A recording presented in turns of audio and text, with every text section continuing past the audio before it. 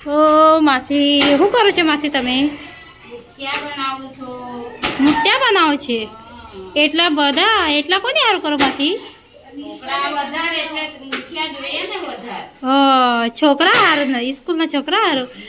મસ્ત બનાવ્યા ભાઈ મસ્ત તમે તો હજી તો ખાયા નહીં હજી તો વઘારવાના અને કુંડવાના કેટલી વાર લાગે બહુ મહેનત લાગે માસી મહેનત તો ખરી ને તો પછી હજી તો થયા જ છે પછી વઘારવાના પછી ખાવાના મેં તો કહું પપ્પા ગયા ખાઈ લેવાના હજુ આને વઘારવાના એવું બરાબર છે નાના નાના મોટા મોટા છોકરાને ખવડાવો હા જો માસી કેટલી મહેનત કરે બિચારી જો મોટા તપેલામાં મૂક્યો છે ગરમ ગરમ છે કેવી રીતે ઉતારે જો હવે દાજી ના જાય પછી માસીને ખાલી માસી દાજી ના જાય ગરમ ગરમ મોટો તબેતો ના લો માસી તમે નાનો નાનો લેતા પછી એવું બરાબર છે ના એનાથી એવું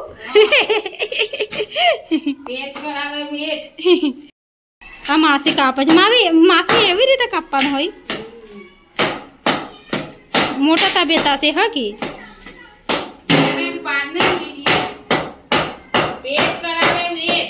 એવું બરાબર છે હો માસી સાચી વાત છે પછી જો માસી બિચારા ઘરવાળો નથી એટલે ત્યાં સ્કૂલમાં ખાવા બનાવવાના છોકરાને બિચારે બનાવે છે જો ખવડાવે છે છોકરાને ટેન્શન ના લેતા માસી બહુ સારી મજૂરી જ છે બરાબર છે હિયું તો ના હો ગરમ ગરમ છે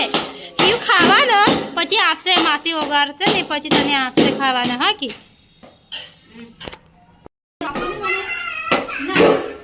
મને આપણને એમ કરવાનું તમારી મદદ કરવાના હું માસી શું કરવાનું એમ તો કરવાનું એમ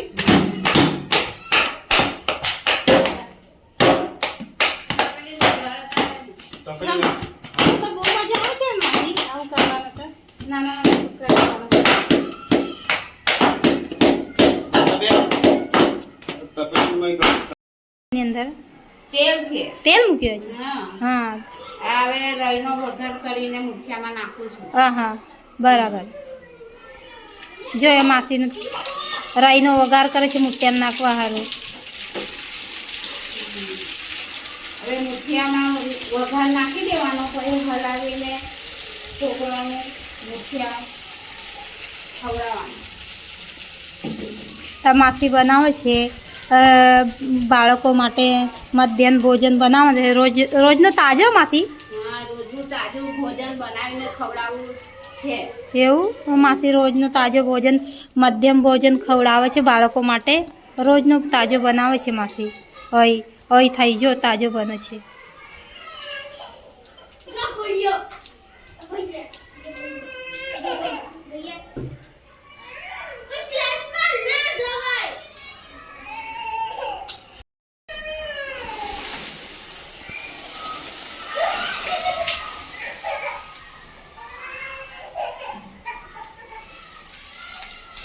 કેટલા બાળકો હશે માસી 275 એટલો થઈ જશે માસી 1 થી 8 ધોરણનો એટલો થઈ જશે